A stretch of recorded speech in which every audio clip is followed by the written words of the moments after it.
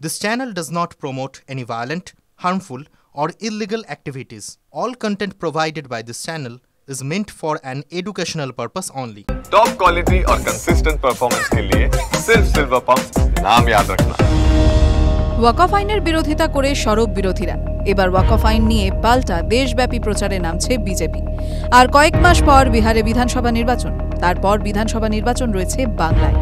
এই বিধানসভা নির্বাচনের কথা মাথায় রেখেই ওয়াকফ আইন নিয়ে দেশব্যাপী প্রচারে জোর দিচ্ছে গেরুয়া শিবির।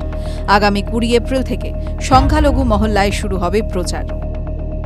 সংসদের সদ্য সমাপ্ত বাজেট অধিবেশনে ওয়াকফ সংশোধনী বিল পাশ হয়। ওয়াকফ বিল পাশ হওয়াকে অভূতপূর্ব মুহূর্ত বলেন প্রধানমন্ত্রী নরেন্দ্র মোদী। সোশ্যাল মিডিয়ায় প্রধানমন্ত্রী লেখেন, এতদিন যারা প্রান্তিক ও বঞ্চিত ছিলেন, নতুন এই বিল তাদের সাহায্য করবে। দশকের পর দশক দায়বদ্ধতা ও স্বচ্ছতার অভাবের সমার্থক ছিল ওয়াকফ ব্যবস্থা। মুসলিম মহিলা, দরিদ্র মহিলা এবং পসমান্দা মুসলিমদের স্বার্থ ক্ষতিগ্রস্ত হয়েছে। সংসদে যে বিল পাশ হয়েছে তার স্বচ্ছতা বাড়াবে এবং মানুষের অধিকার সুরক্ষিত করবে। গত মঙ্গলবার থেকে দেশে কার্যকর করা হয়েছে ওয়াকফ সংশোধনী আইন। ওয়াকফ আইনের বিরুদ্ধে দেশের বিভিন্ন জায়গায় প্রতিবাদ বিক্ষোভের ছবি দেখা গিয়েছে। আবার বাংলায় এই আইন কার্যকরী হবে না বলে হুঁশিয়ারি দিয়েছেন মন্ত্রী ফিরহাদ হাকিম। ওয়াকফ আইন নিয়ে আগামী 16 এপ্রিল নেতাজি ইন্ডোর স্টেডিয়ামে বৈঠক করবেন মুখ্যমন্ত্রী মমতা বন্দ্যোপাধ্যায়। এবার পাল্টা দেশ জুড়ে ওয়াকফ আইনের উদ্দেশ্য নিয়ে প্রচার চালাবে বিজেপি। আদতে সমাজের পিছিয়ে পড়া পসমান্দা মুসলিমদের স্বার্থেই যে এই বিল আনা হচ্ছে তা প্রচার করা হবে।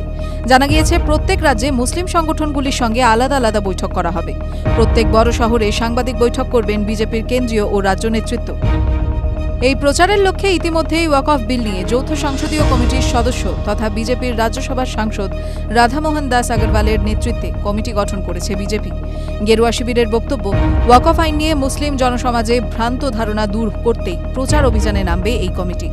আগামী 5 মে পর্যন্ত এই প্রচার চলবে বলে জানা গিয়েছে। TV9 Bangla digital.